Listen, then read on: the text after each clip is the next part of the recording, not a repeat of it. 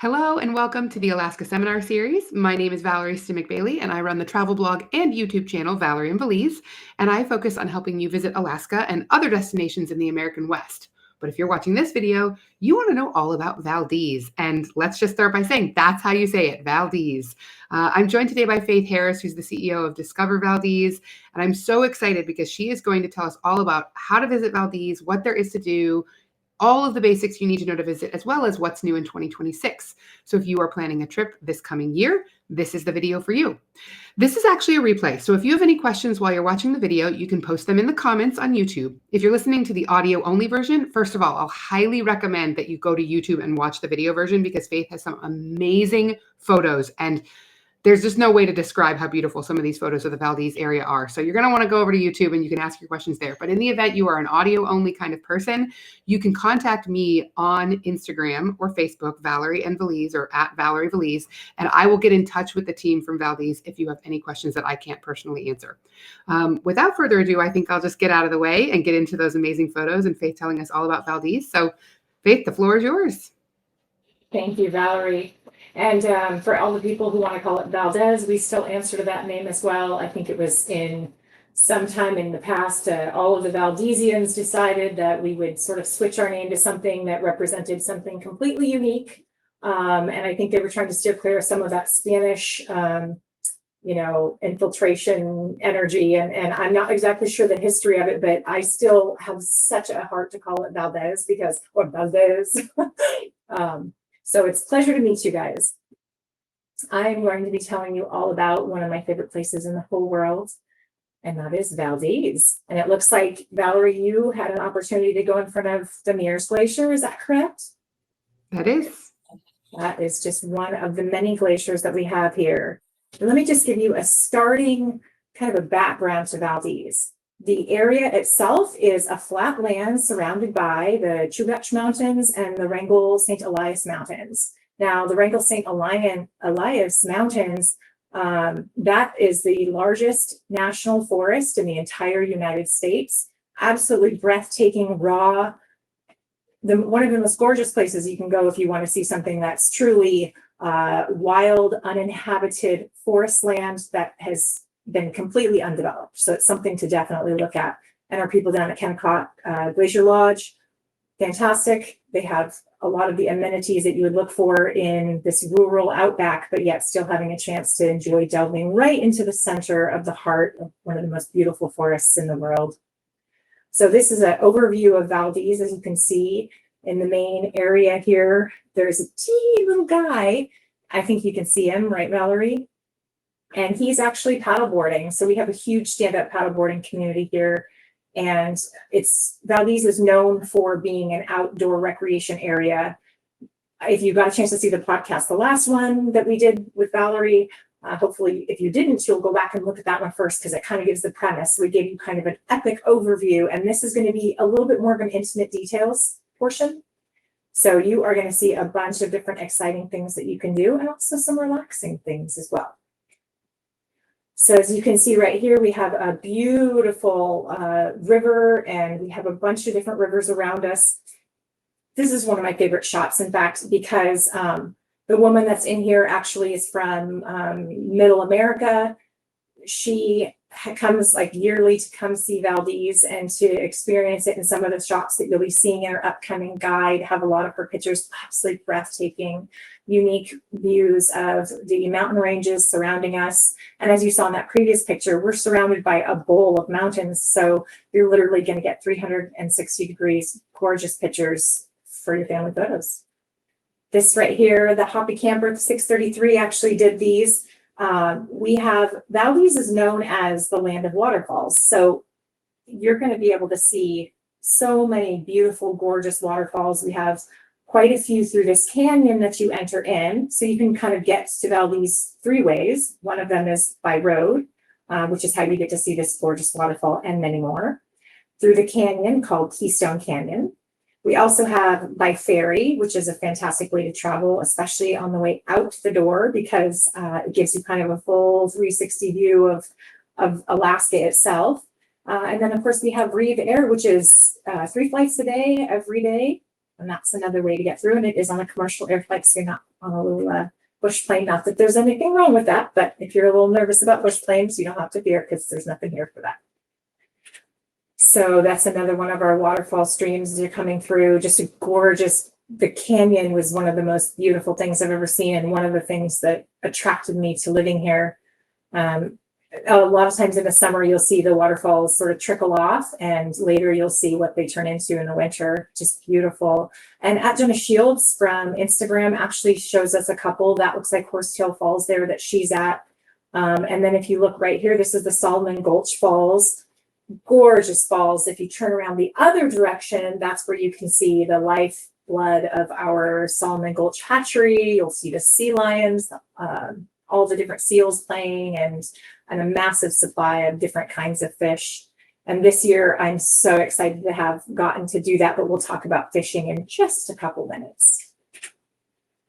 The Port of Valdez is very well known for being the northernmost ice-free port in America. It's absolutely beautiful, and this is just one gorgeous view through a morning. You'll find that we have a small boat harbor and a large boat harbor. So if you're interested in more boating excursions or taking a tour out, that's where you're going to be to start with. We have a ton of wildlife here. In fact, our concentration is some of the thickest for the wildlife in Alaska. And I actually, so I had a chance to go to another place. Actually, I decided I'm not going to tell you what the name of that place is. And I went on a cruise, and I absolutely loved the cruise. It was so neat. The people were amazing. They took us to see a bunch of stuff.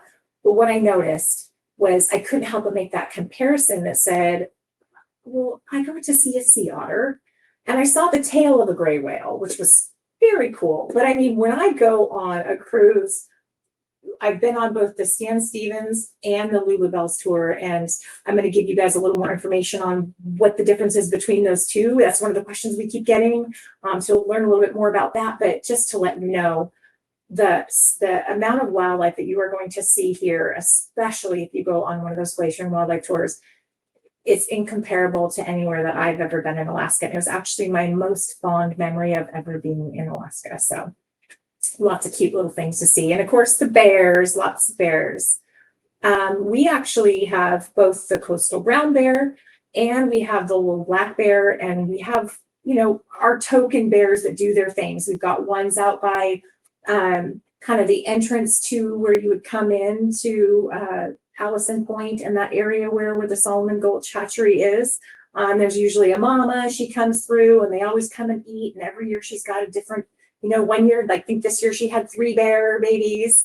And it was just so precious to see them. And this year we got to see this one little black bear, and he would just go down the little fish ramp and he'd catch himself a fish, and everybody would just kind of look, and they'd kind of scoot out of the way.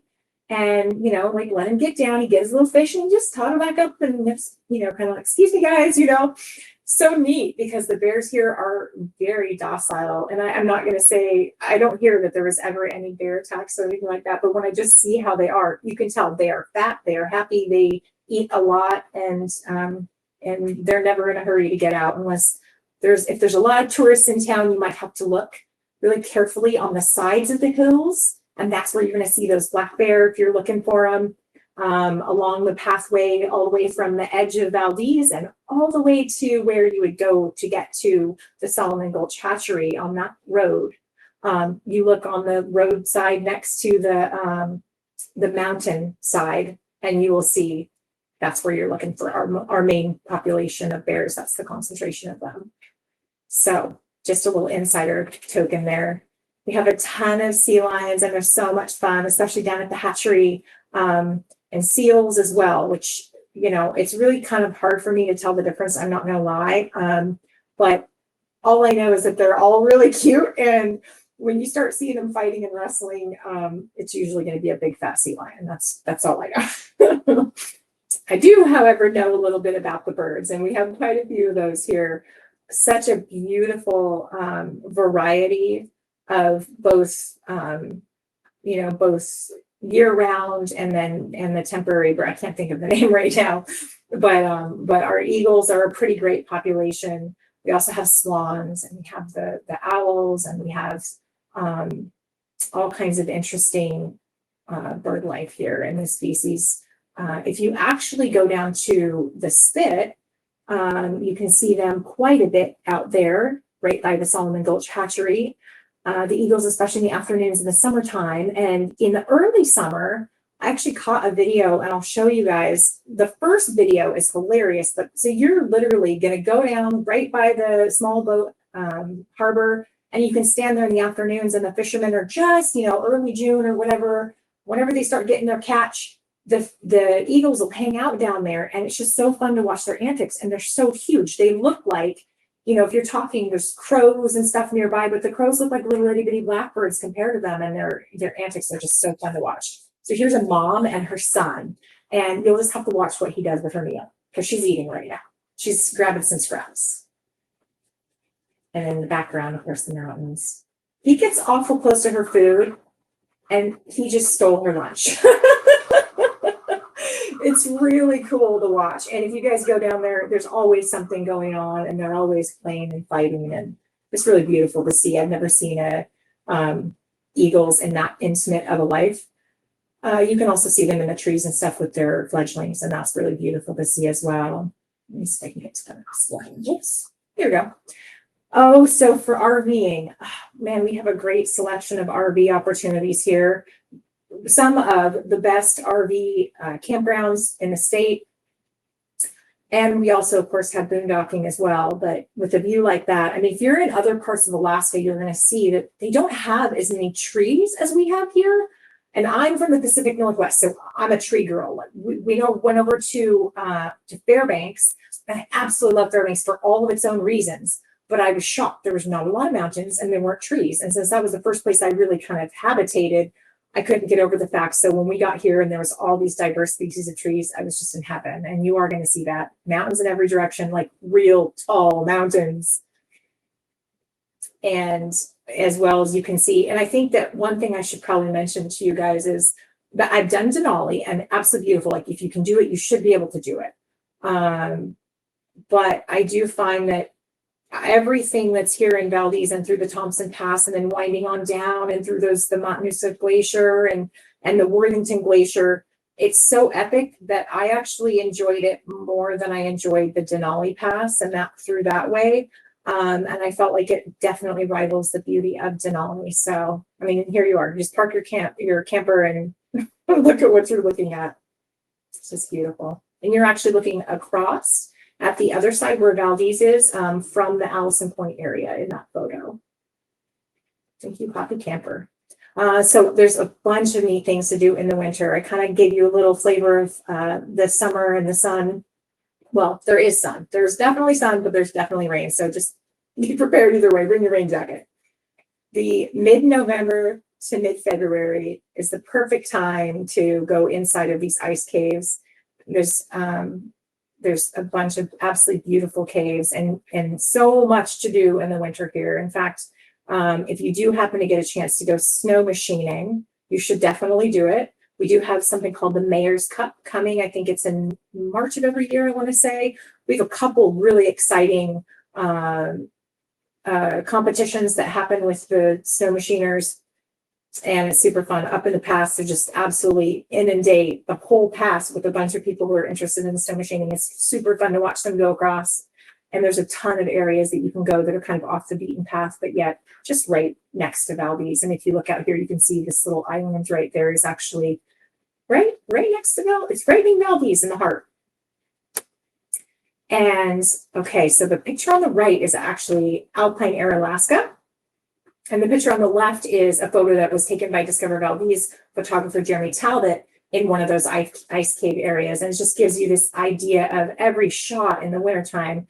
Actually, this one will be a summer shot, but the ice and the snow make gorgeous, epic photos. And I just have so much fun looking at them. For some reason, this one's a little bit fuzzy, and that's probably my bad because the photo itself is just gorgeous. So the helicopter tours, our heli tour and our heli-skiing adventures are something that you could say that would be something to remember for a lifetime. And you're looking here at them going up on top of one of these glacier pools. Just gorgeous to see. I love it. It's one of my favorite shots. That that's something that you can take advantage of in the summer as well. I'm going to take you up and show you some of these neat things, and you can also look at ice caves and go heli-skiing. So this gentleman right here, or human, is just giving you a little of an idea of the fresh, pure powder snow we have here. Valdez used to actually do what's called World Extreme Championship Skiing. I think it was called, anyway, I can't remember the letters for it, but now that kind of died off and they didn't do it, but it continues to be a really great place for people who are interested in kind of off the beaten path skiing and snowmobiling, snowboarding, cross country skiing, and as well as you'll see we've got some people who are also doing some snowshoeing as well. So anything in the winter sports you want to do. And this person, so another really beautiful thing about Valdez is it's probably one of the most epic paddling destinations I've ever seen. I mean, I kayak and canoe. I really want to get into stand-up paddleboarding, especially after seeing this one guy you guys will have to check out. His name is Valdez Boardman. And they've got a whole team of people that are interested in doing a lot of kind of outdoor adventures. But when you see these pictures, that is Valdez in a nutshell. It's just these epic, beautiful places, and you constantly are just jaw-dropping surprised at what you're seeing. I mean, how much fun would that be to fat tire bike and then just bring your dog along with you? Valdez is extremely pet friendly for the most part. Like you'll want to make sure that you check in to be sure that each area is supportive of that. But hiking trails and a lot of this stuff, it's all bring your pets and the whole family. So, and of course you see somebody doing some climbing in that perfect powdery snow, Dill Robinson and his team. It's beautiful. There's some more shots there. You guys should go check out that Instagram if you get time. And after you're all done in the winter, there's one great place to stay for the night. Go have some hot cocoa at Rogue Lake Lodge. Their amenities are fantastic. They have a lot of extra activities that you can do as well there. They can set you up with all kinds of outdoor adventures, and they're actually affiliated with a couple other companies that can take really good care of you in the winter. So something to check out. We also have a new one. Valerie and I were talking about this earlier. That's Naswick Suites. So the Naswick Suites are, I would consider them almost kind of more of a luxury class. They're kind of more of a luxury class hotel. Obviously, beautiful, brand new hotel. All the amenities that you could need there. That's something to check out, especially as in Valdez, especially at the best times of year, like through the summer, we're filled to capacity with our hotels. So now we've got something additional, which is just a really great benefit. And Alaska Native owned also, which is awesome. We want to support that. And this picture was actually just taken the other night. A friend of mine, or my colleague actually, he called me up and said, "Faith, you've got to go outside right now." And there has this solar storm going on. And so we did get a lot all over this country of beautiful shots. But in Valdez, a lot of people don't know this, but it's a great place to go to see the Northern Lights. And I mean, he just took this with his little, and he doesn't have a very nice phone. This is a little crap phone, but just getting an idea for what beautiful, I mean, I personally got to see the red and a little portion of the green, but when you take a shot and you're not 100% sure what it's going to look like, then you get to see it in photo quality. And that's one thing about the Northern Lights. And for the first year that I was here, I didn't really feel like I was seeing anything except for some smoky haze. And then once we started taking pictures, we were like, there's the Northern Lights we see and expect. But as you can imagine, the backdrop here, and you might check out, so we have a gentleman named Todd Gravens who does the most beautiful job telling you guys about Valdez in picture form, and his photography is something to check out. You'll see a ton of Northern Lights photos. So the Northern Lights too, when I was in Fairbanks, I saw Northern Lights like I've never seen before. One thing I noticed is I had a really hard time because it was usually a certain time of night when it was really late, 10:30, 11 was when I'd start to see it. And by this time, say it's negative 30, my door lock had like ice coming through it. It was cold. And I do appreciate the fact that you'll find here that you can see northern lights that rival anywhere else in the state, but you're also going to see it at a temperature that's like in the 30s. I mean, we were outside in our socks without jackets on looking at this. So pretty neat. And of course, we also have a token team of bunnies here in Valdez. When you're here, look for them, winter and summer. Winter, they're fat and squishy and happy, and they're also fat and squishy and happy in the summer because people feed them. I don't know that anyone's really supposed to, but we do anyway. I personally do not, but I know the lady next door to me, she certainly does. But if you're interested in seeing them, this is something that's really fun to find and popping out of different spots. Just remember, you're not really supposed to feed them, and you definitely don't want to stick your hand near them because they're wild, so they do bite. This is a gorgeous shot of our downtown area where we have the Kelsey dock, and we have a ferry dock there as well. So what do we have here? That's a Viking ship. They come in, and this is where they usually park. The Viking will park here. And our cruisers make up kind of an increasing number of our tourists, of our visitors in the summer. You'll see, and I wanted to give you a little bit of an idea because Valerie, I know you're kind of delving into supporting that as well, kind of giving our tourists that are coming in on cruise ship a little bit of an idea of what they're going to see when they come. So here's an example of what our dock looks like when people are pulling up.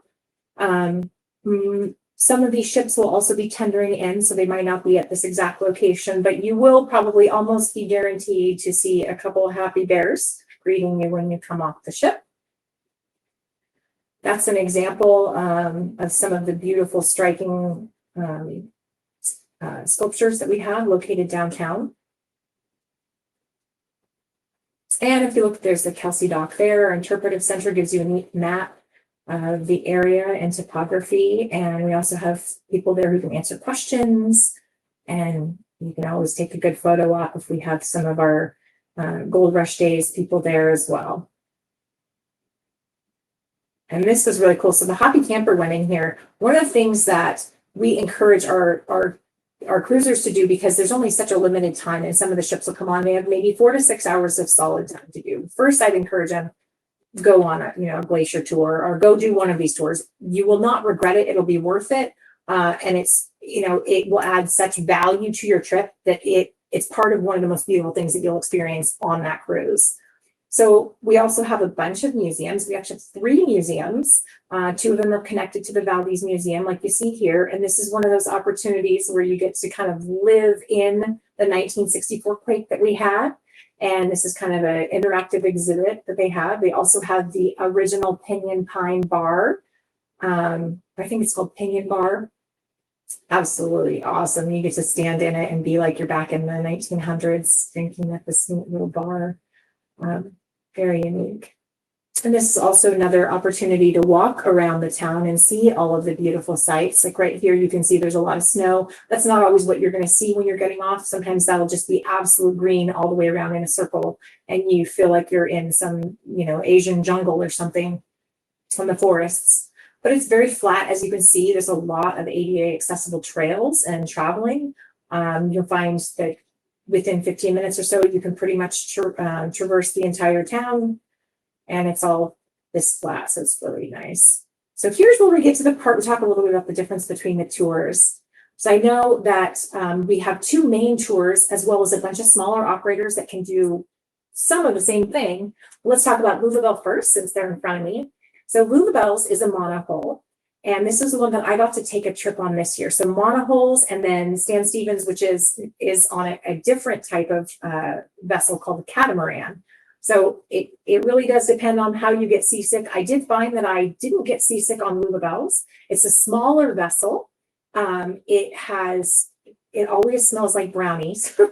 I don't know, that's a weird way to start, but they always have warm, delicious food. The captain of the ship, his name is Fred, and he's been a captain for over, I'm going to say 50 years or something, a really long time. He enjoys taking his time. He's not going to be in a hurry to get there or back. He'll also take you into these little coves and stuff. There's one spot where we were able to go see the puffins nesting, which was a neat opportunity. I think I saw I've never seen so many orcas. They were playing around and going underneath the ship and going behind the ship. And then, of course, we were seeing the doll porpoises swimming around as well. He took us out to see the sea lions and made jokes with them, and I'm pretty sure they were laughing back at him. It was just a really neat experience. And on the other hand, too, you've also got Stan Stevens, and they're both going, both of them may go to the Columbia Glacier. You're going to see the same glacier, but experience-wise, it's very different. Stan Stevens, a larger vessel. It is a catamaran, so it lays different in the water, and that's also a factor involved. And most people say that they never get sick on Stan Stevens, and I never did until, like I said before in the previous podcast. I guess when I go out really far and it's slapping this way, I get a little sick. So heads up for those of you who might be a little seasick, grab your band if you think you might. The seats are so comfortable, absolutely very peaceful, very calm. Like you could stay inside the whole time, and with the beautiful surround windows, you wouldn't miss anything. So you really wouldn't even have to go outside the main cabin there. But it also is a little bit larger, so you'll find it doesn't get quite as close to the cruise ship, to the Glacier.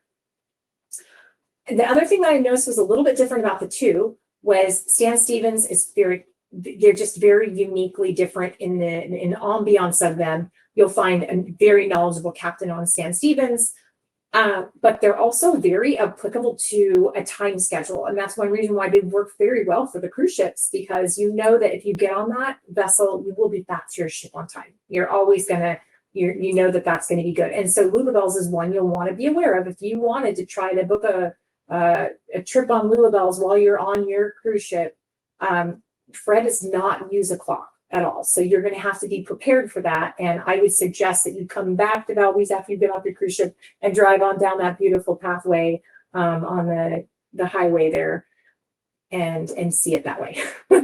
But just a heads up.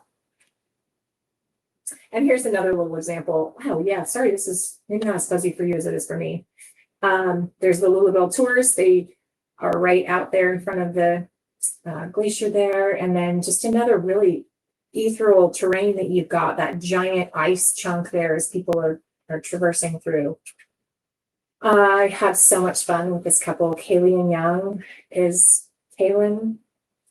I don't know, but every time I see them, they make me smile. So here's what's called the Valdez Glacier. This is one of the things that you can go do while you're here as well. We suggest that you be aware of it if you're going to go kayaking or if you're going to go paddling, that you're cognizant. We always suggest too that you maybe take a tour with someone so that they can kind of nurture you through these, because some of these are somewhat dangerous, and we have to be aware of the fact that any type of glacier lake, which I think we might be the only one, but you're going to be dealing with glaciers that can kind of icebergs that can kind of tip and roll, and the terrain can change pretty quickly. So this beautiful young lady is giving you a little idea of what it looks like down there at the Valdez Glacier Lake. And the Glacier Lake, if you're wondering, actually originally, if you can see my mouse, the glacier goes back up through that canyon there. And it used to come all the way down to basically where our old town is, but all the way through part of Valdez in 1902, that's right where it was. And it's receded slowly. Most of our glaciers have receded. We do have a few who are the opposite, but it's gone backwards. And there's a giant dam up a ways, and you can actually almost see the spot where the dam would break. And once, maybe twice a year, it breaks and then fills up this lake full for the rest of the summer. It's just something beautiful that you really can't see anywhere else. Very neat. And you can walk it, you can hike it around the area. You do have to take a kayak or paddle to go see the actual face of the glacier during the summer. So beautiful. And here they are enjoying Valdez as well. Down along the docks, you can see our docks are beautiful, and it's just a really lovely place to just stroll. So I encourage you while you're here, if you're a cruiser, if you're a visitor, just wander and explore what it's like to live in this little coastal town with a perfect view in every direction. Here's an example. We have quite a few events going on this year. What you'll find, we had this last year. One example, I think that one was the 4th of July. We had Oh no, that was our Gold Rush Days. So we have a really awesome festival called Gold Rush Days, and that kind of honors our founding members who came into this community during the gold rush. There's a lot of fun things for families to do. And on the left-hand side, you can actually see people walking in a street fair that we had for our Valdez Oktoberfest and homebrew competition. And if you look off to the left of that, you can see all those pallets. We burned a massive supply of them, and we made what's called a fire-nado, I guess, out of this giant fire tornado. Pretty cool. And you can see the kids in the middle there. They're playing bubbles at the festival. And the girl at the right who won the Stein holding competition. And then here's another example of what our Gold Rush team dresses up like in the summer. Pretty much everybody dresses up. So if you come, don't be shy, find something that's somewhat gold rushy and hop into it. And her son looks just dapper, doesn't he? Okay, so there's a shameless plug for Valdez Oktoberfest and Homebrew. Next year, we're planning 2026 is going to be even better. We had a great bunch of people that came this year.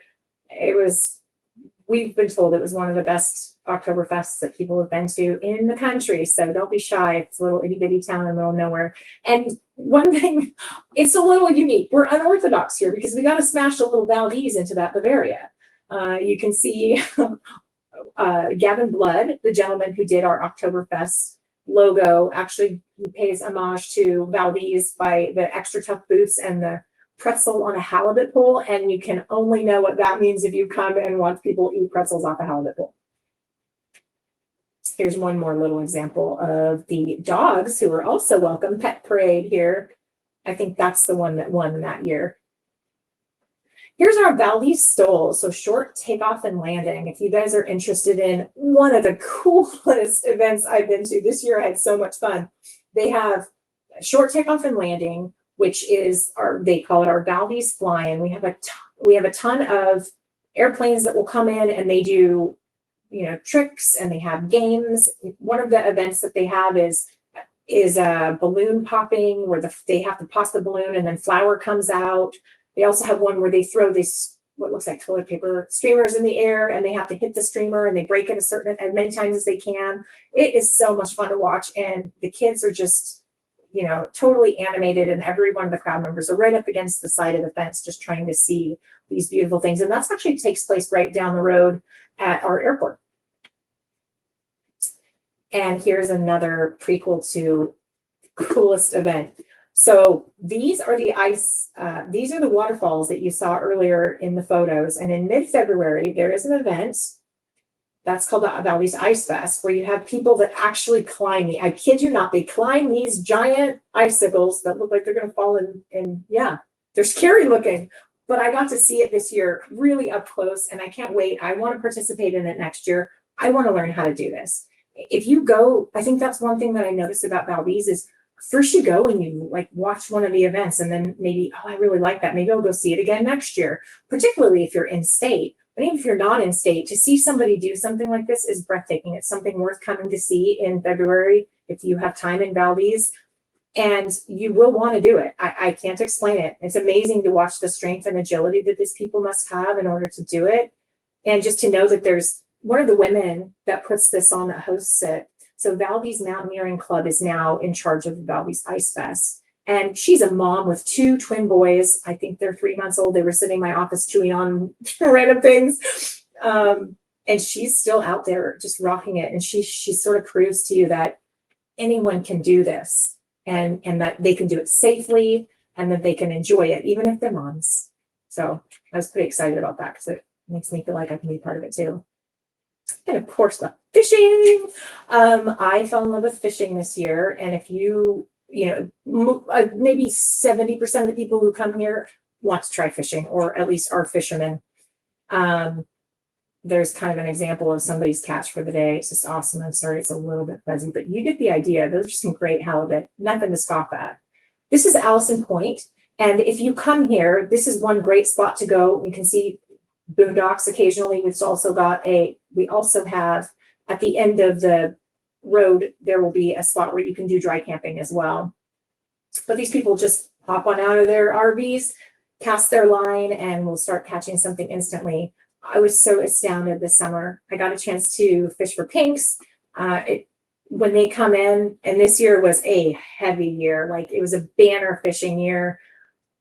You just cast and reel, cast and reel, cast and reel. If you wanted to, like we caught our limit, and I have a family, huge family of 5 here.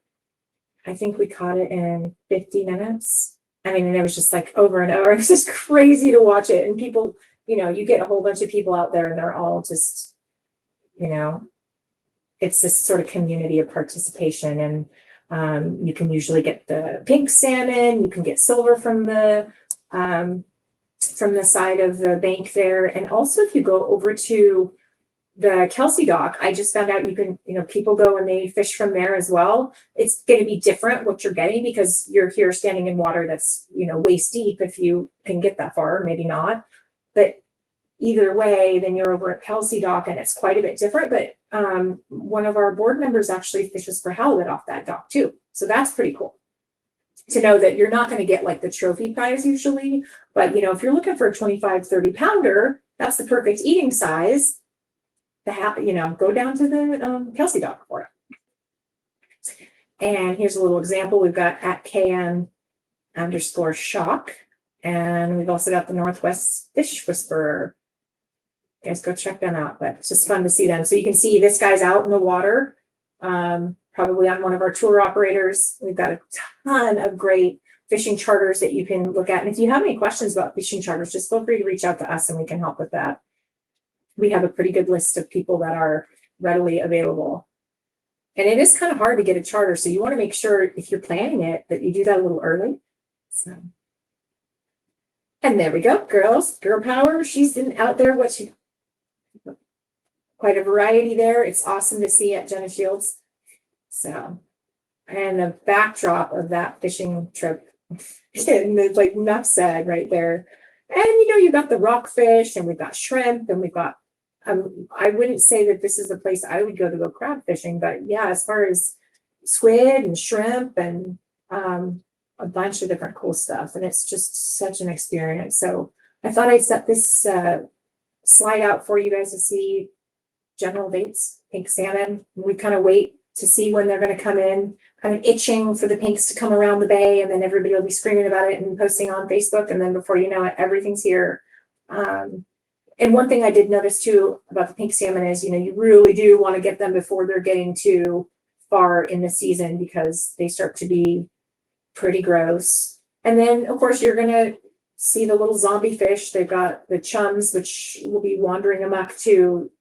You don't really want to eat those. Trust me, you don't want to eat them and you don't want to fry them in a pan thinking that they're silver. But we are learning these things. 22 ways to enjoy Valdez. I put this slide in here because she told me it was my party and I thought this one would be one to have. 22 ways to enjoy Valdez. Epic glaciers. We've got multiple epic glaciers. In fact, in this region alone, we have 71 plus many unnamed glaciers. And you can actually see them if you're looking on some of the hillsides and you can name them what you want. So if you want to name them after your husband or wife or children, feel free. So prize-worthy fishing competitions. So here's another shameless plug for the Fish Derby. So Valdez Fish Derbies is the oldest silver salmon derby in the state of Alaska. All summer long, you can buy tickets, and the sooner you buy the tickets, the better, because if you catch the silver that I caught this year and then you didn't have your ticket, well, it's just too late. Whale watching is something that we've already talked a little bit about, but they can also see it on some of the smaller tour operators as well. We have a couple locals, and you can call us to find out more information, and they can take you on a speedboat if you're interested in that type of thing and take you basically wherever you want to go. Like you want to go straight to the bears, that's where they're going to take you. You want to go, deep water halibut fishing, well, it's going to be a long day, but you'll definitely get there. And our halibut and our silver salmon are some of the largest in the state. In fact, they vie with other places that will remain unnamed for being the largest catch. So definitely this is one of the it places to go fishing. And the charter adventure, the variety, which I told you about, but lions, otters, and bears, oh my, are multiple museums I didn't mention. So the Whitney Museum has one of the largest collections of Alaska Native art and culture in the entire state, and is so beautiful. In fact, they also have a really huge taxidermy collection. So if the kids are interested in seeing a bunch of taxidermied animals of all kinds there, and they also have some geological formations that are local to the area. So you're gonna see these giant geodes, very interesting to see. We also have our mountains in a circle, and they do call us the land of waterfalls, which you've seen some of those. And we've got our small boat harbor, which is something not only to check out, but if you are actually someone who sails or who fishes or who's interested in boating, this is a great spot. Valdez is actually known for being one of the best ports in the state. Let's see, we're going to skip over these because I told you a couple of them already, but fat bike races, I didn't mention that. We do have a fat bike race, and you can find out more information if you contact us. And the arsenal of winter sports, guided tours, we have our ice kiting festival and the snow kite festival, which I still didn't get to see. And I can't wait to do it because that's something that is left for me to do. End of the road Renaissance Fair is so cool. This year they had somebody that was spectacular. I'm trying to remember what his name was. Anyways, he's known as being this guy who has this crazy whip, and it's just so cool because he was apparently very well known. And anyone who's watching this who knows would be screaming out right now, it's so and so, but I can't remember the guy's name. All levels of hiking, which we will probably get into later too, if you have any more questions about that. Top rated RV parks, which we have multiple RV parks, and I'll give a shameless plug for them first and foremost, but if you do have any questions about that, feel free to contact us. And of course, our fish hatchery, which is the VFA, Valdez Fishery Association. They help populate the fish supply that we have here, and they bring in enough pink salmon to keep our fish industry alive and thriving. And we owe a great debt of gratitude to them for what they've done. And it's also a really neat self-guided tour that you can see at any time. So they also can take you in and show you a little bit more of the details if you arrange a personal tour. And here's our guide for last year, actually. So if you guys have any questions, we can send you a free guide, no charge. We also have a digital copy online for you to check out if you're interested. And here's our visitor center. If you just happen along the way to Valdez, this is what you shall see. We can help you here at the information desk, and our friendly ambassadors will always be able to answer your questions, or at least find the source that can answer for you. There is one interesting thing that we have going on through the summer. We have an artist in residence who's a local artist, and he will be painting at different portions of time. And we also have another artist who at different periods of time, so stay tuned, particularly on the cruise ship days. We'll be doing a poetry recital of old Alaska poems that were, kind of fueled by the gold rush and stuff like that. So really cool. And that is what I have for you. Amazing. Okay, well, while you reset the screen so that people can see us, I did want to give a little background because I, as a kid growing up in Alaska, I was a gold rush nerd. And so people might be going, wait a second, Valdez had a gold rush history? And this is something I think I'll give it a go, and you can correct me if I'm not accurate on this. But yes, Valdez had gold rush history. It was one of the lesser common but still active routes to try and reach the Klondike goldfields.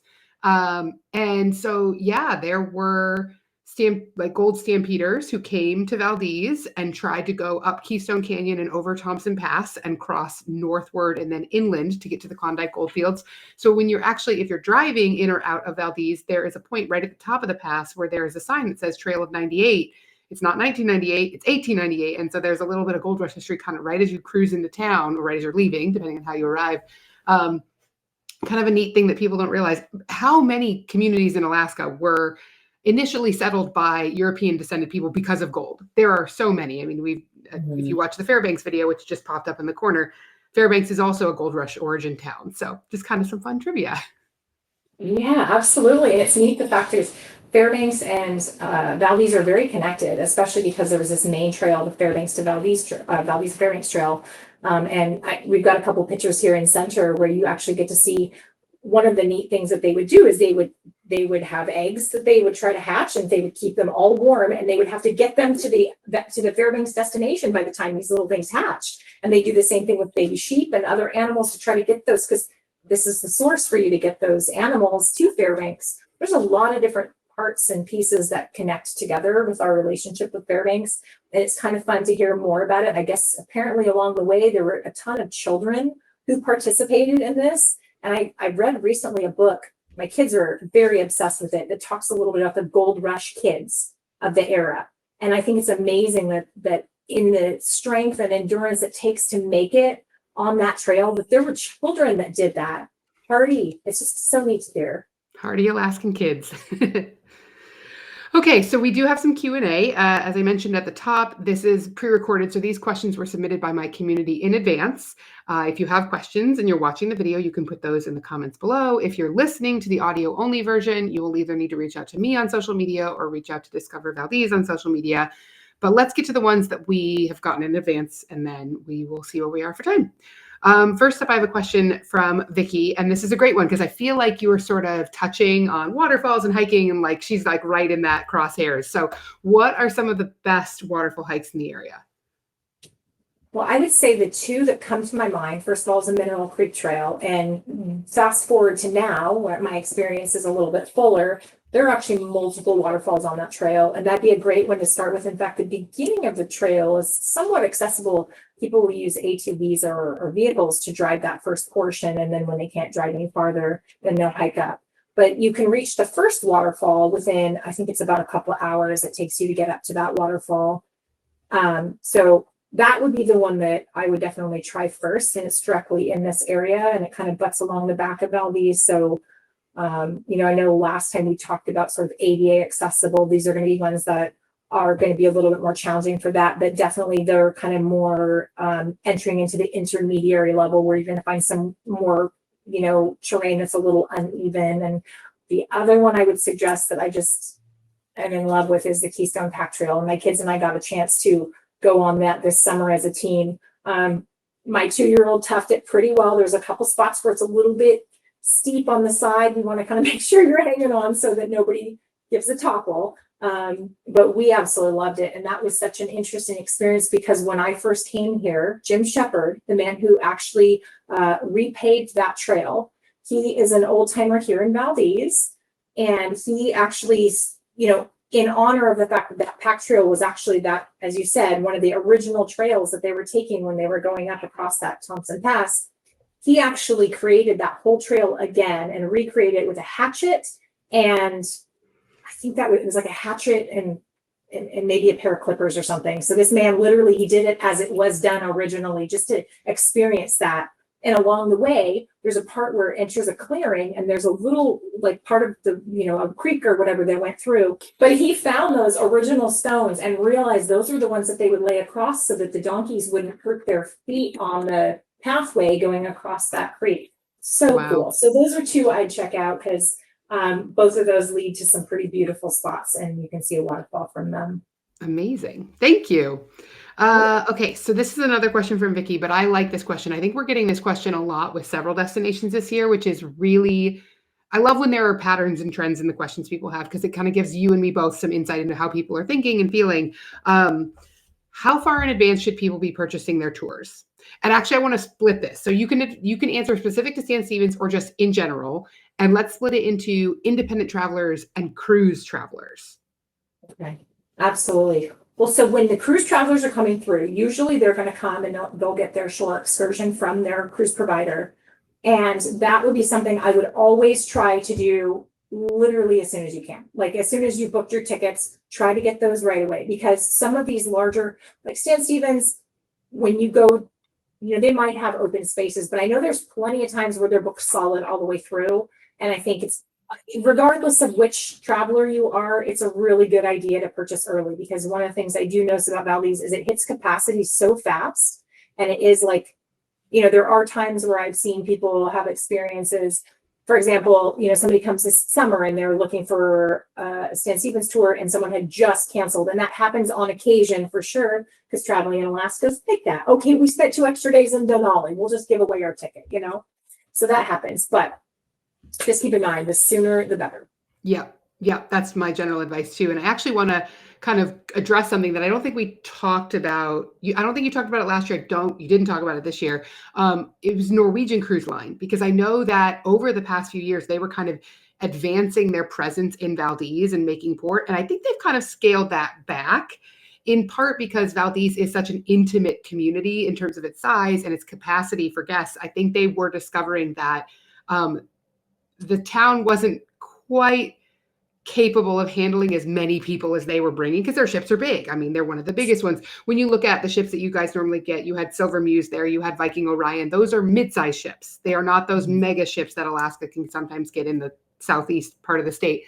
But even still, with those mid-sized ships, there are only so many Alaskan operators of each type of tour available. Like it was built in every community. This general, this like it was built for the capacity that the town could support, which means that sometimes things will be sold out. So I think your advice that booking as soon as you know the day you're going to be in Valdez, if you have something you really want to do and you don't want to miss it, try and book it that day as soon as you have it all confirmed. Because there's nothing more disappointing than when I hear of somebody who's like, I wanted to do this and it's not available. And I'm like, I'm sorry, there's probably not an alternative. And that's just the fact that these are small communities. So good advice in general, not just for Valdez. Yeah, absolutely. So here's another booking question. This one comes from Linda, and I think this is a great one. And I know you're not a ferry expert, but you live in a ferry community, and the ferry is particularly unique in Alaska. And as we're recording this, we do not have a 2026 schedule yet for the summer. But again, sort of like, how far out do you think ferry, any ticket that goes through Valdez on the ferry, how far out should you be booking that? Well, my experience, Valerie, originally when I first came here, we were looking for a ticket and we actually could not find a ticket in the date range that we were looking for. And I mean, we were like a month in this whole month but there was a couple specific criteria that it had to meet. We were not able to find that ticket and we were looking for it, right when the ferry schedule came out. Wow. If you think the other stuff books fast, the ferry tickets, if you can purchase them, it depends on the size of your vehicle. If you need a larger vehicle ticket, you're gonna want to like literally wait until that comes out and then book it right then.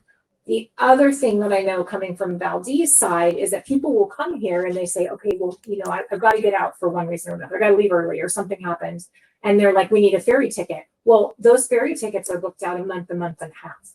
So that's something to know, that if you're thinking a month and a half, say 2 months out at least, if you're planning on traveling in this area at minimum, and that may or may not guarantee you a ticket. So I personally would just, this is a big endeavor as far as anyone's making if they're traveling to Alaska. Most Alaskans will know our ferry system and it's unique and just gorgeous, but at the same time, the reliability is reflected on the regions that we're in and some of the other factors.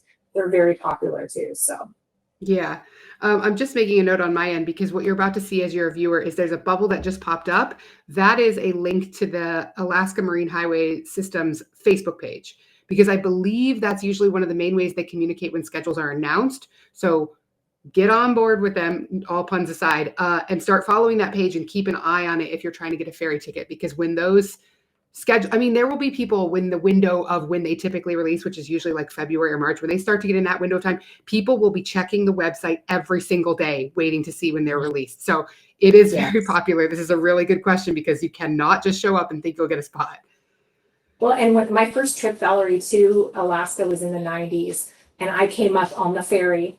And if you've never experienced, like if there was one way I could suggest that someone comes to Alaska, they'd get up to Seattle or get up to Tacoma or wherever it is that they want to get on, or somewhere right there in the BC area, and just take the trek up.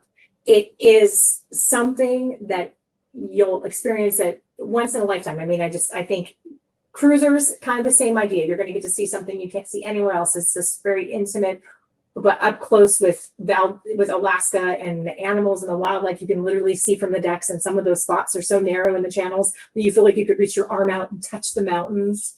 This is that was a great tee up for the last question I have for you, which is about seeing animals. So let's say somebody got a ticket, they got their ferry ticket. That's good. How does the ferry handle when they see wildlife? Like, do they see wildlife, or is it just kind of like they see it? Okay, it's going by. Like I don't think they stop to like view like you would get on a tour. but what's it like? I've never done the ferry between Whittier and Valdez. So I haven't done the ferry between Whittier and Valdez myself. I think when I got off, it was a little bit lower. I'm going to say it was a little bit lower than that when I first came. I think I got off in Wrangell. But I do remember that there's certain channels that you're going through, and that's when I'd seen black bear and bear on the side of the forest, and you could see moose, and you can see a ton of wildlife. And they're going through these little tiny channels, and they're going slow enough that you get to see it. They're not going to stop and let you take photos, but you're definitely going to get a chance to see it. And I think the neat thing too is some of the regions that it goes through, like you're going to be able to very easily see the mountain goats on the hills. In areas, they go through a very specific region that's a nice high concentration of wildlife. So yeah, and I did see whales and stuff when we were on there. So Yeah, and they will observe marine safety rules too. That's like not a question. I know they do. So in the event that a whale comes up very near the boat, which they do, they're wild animals too. They'll come up wherever they need a breath. The ferry will adjust accordingly, but they will not stop and stay with that animal like you might experience on a whale watching tour or a glacier viewing tour that actually has the time to do that. right. Yeah. Cool. Well, that's all I have for you, Faith, in terms of questions. Again, just to sort of wrap things up, if you are viewing and you have other questions, post them as comments on the video or reach out on social media, either to me or to Discover Valdez, and we will get you sorted. We'll get you the information you need to plan your trip. I will just say one more time, thank you so much, Faith, for joining me. And I really look forward to next year. We'll be planning on 2027, which sounds absolutely wild to be talking about, but each year has been more exciting learning about what's going on in Valdez. So thank you again. Thank you so much.